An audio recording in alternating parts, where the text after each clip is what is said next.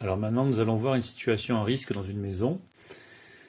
Donc là, j'ai représenté une maison avec une lampe qui est au plafond, une personne qui a les pieds sur le sol. Ça, c'est l'interrupteur. Pour l'instant, il est fermé. Je peux l'ouvrir et éteindre la lampe qui est au plafond. Alors, j'ai simplifié un petit peu parce que l'installation électrique dans une maison est un peu plus compliquée que ce que je vais expliquer. Par exemple, il n'y a pas de plus, il n'y a pas de moins. Une prise a généralement 3 bornes et pas simplement 2 comme le générateur ici, en physique. Alors pour simplifier, on va dire que le fil rouge, qu'on appelle généralement la phase, c'est le plus, et l'autre fil, qui est le neutre, eh bien ce sera le moins. Alors la phase, généralement, c'est rouge, et le neutre, c'est bleu. Alors, chose particulière aussi pour le neutre, c'est un fil qui est relié au sol. Alors tout ce qui touche le sol, en fait, c'est le moins.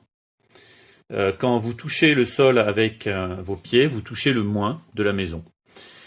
Et ça marche aussi quand on est par exemple en haut d'une échelle, on touche aussi le sol par l'intermédiaire de l'échelle. Alors ça, donc c'est un homme qui touche le sol avec ses pieds et qui touche la lampe en fonctionnement. Donc ça c'est son bras. Hein. Là on voit que quand il touche la lampe qui fonctionne, eh bien ici ça s'allume, ça signifie que le courant passe.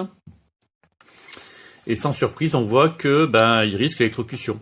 Personne n'irait toucher une lampe au plafond qui est en fonctionnement. Alors par contre, ce qui est moins évident, c'est qu'il y a aussi risque d'électrocution quand la lampe est éteinte. Imaginez par exemple que vous vouliez changer la lampe. Voilà ce qui peut se passer. Vous ouvrez l'interrupteur, hop, pour éteindre la lampe, et vous pensez qu'il n'y a plus de danger. Eh bien, si je touche avec mon bras, je touche la lampe, je constate que le courant passe quand même par moi, encore une fois. Parce que tout simplement, en faisant ça, je suis relié au plus et au moins avec mes pieds. Donc le courant passe et je risque l'électrocution. C'est pour ça qu'il est absolument nécessaire lorsqu'on veut changer une lampe, par exemple, au plafond, eh bien, il est nécessaire d'aller ouvrir le circuit de la maison au niveau du disjoncteur. C'est un peu comme si j'éteins le générateur. Voilà.